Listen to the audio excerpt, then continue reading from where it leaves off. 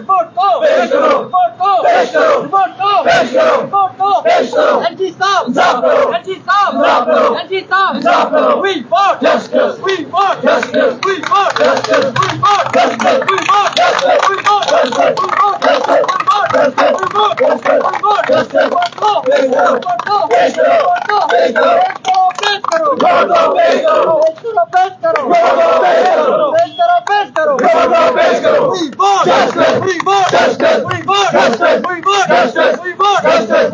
LG साहब इंसाफ करो, एलजी साहब इंसाफ करो, इंसाफ करो, इंसाफ करो, एलजी साहब इंसाफ करो। हमारी मांगे पूरी करो, हमारी मांगे पूरी करो, हमारी मांगे पूरी करो, हमारी मांगे पूरी करो। We want justice, we want justice, we want justice, we want justice, we want justice, we want justice, we want justice, we want justice, we want justice, we want justice, we want justice, we want justice, we want justice, we want justice, we want justice.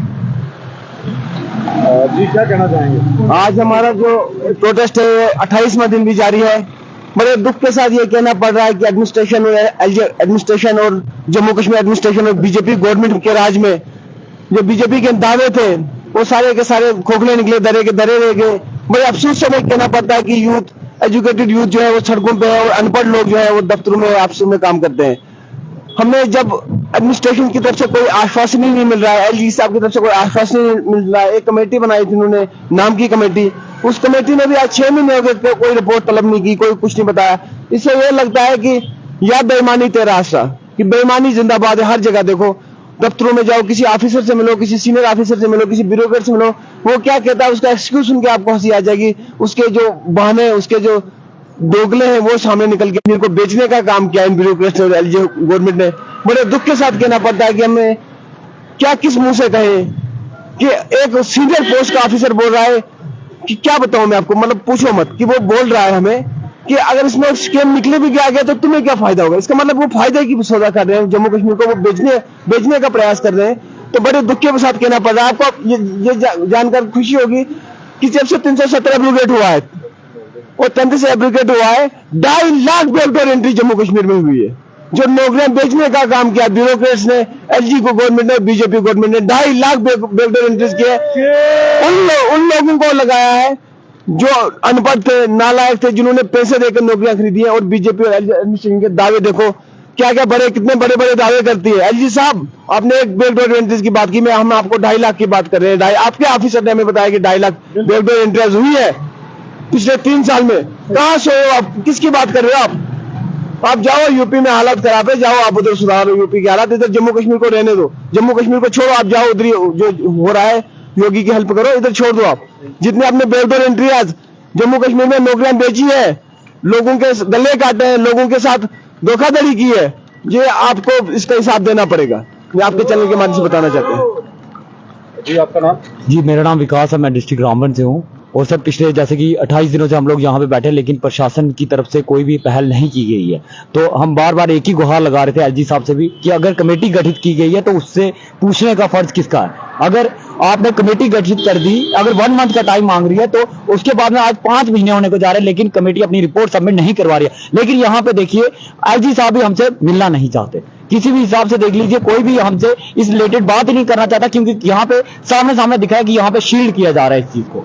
यहाँ पे बड़े बड़े जो है politician involve है, बड़े बड़े जो है ब्यूरोक्रेट्स हैं, लेकिन उन सबको शील्ड किया जा रहा है। तो सिर्फ एक ही बात बाहर आती है कि हमें जो है सिर्फ जहाँ पे अन्याय का साथ देना, इसके सिवा कुछ नहीं करना।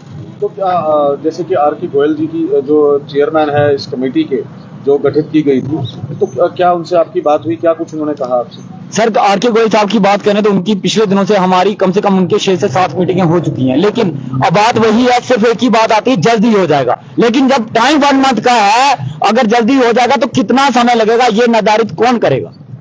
सबसे बड़ी बात तो ये आती है। और उसके बाद में जब तुम लोग कोई रिजल्ट नहीं देते हो, हम 28 दिनों पे यहाँ पे बैठे हुए हैं, क्या इनका फर्ज नहीं बनता कि हमें बताना कि कितना टाइम लगेगा आपको इस रिपोर्ट में? और क्या हमारा ये पूछना गलत था इन लोगों से?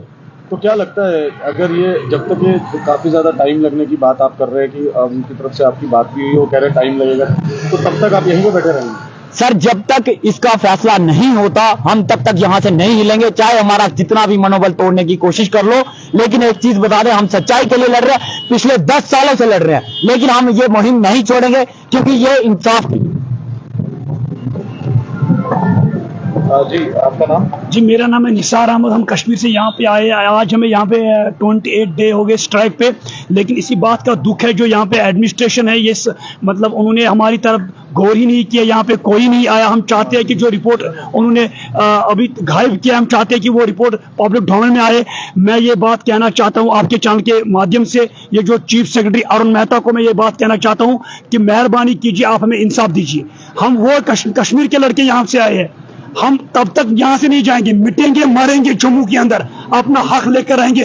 क्योंकि मेहता साहब आपके मुंह से निकला है कि जब से यूटी बन गई तब से 2.5 लाख नौकरी यहाँ से बैकडोर एंट्री हुई है। और मैंने उसको कहा कि उन जो बैकडोर एंट्री है उनको बाहर निकालो, उन चोरों को बाहर निकालो। वो कह रहा है वहां से आपको कौन सा फायदा मिलने वाला अगर ये बाहर स्कैम निकलेगा। मैंने कहा सर जिन्होंने चोरी की उनको खिलाफ कानूनी FIR लॉन्च होना चाहिए, उनको जेलों के पीछे धकेल दो और हम एग्जाम के लिए तैयार है। हम मिटेंगे मरेंगे। कुरान में, बाइबल और गीता में भी यही लिखा है, अपने हक के लिए लड़ो, शहीद हो जाओ। हम शहीद हो जाएंगे fire and emergency recruitment scam पर।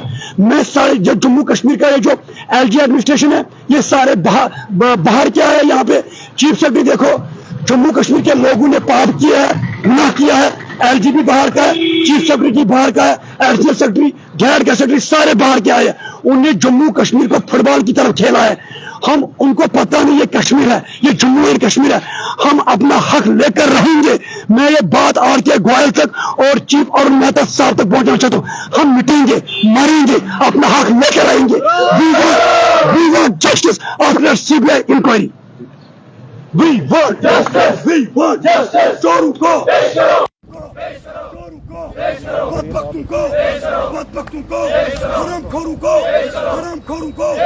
पेश करो पेश करो पेश करो पेश करो पेश करो पेश करो पोस्ट करो पेश करो पेश करो चोरों को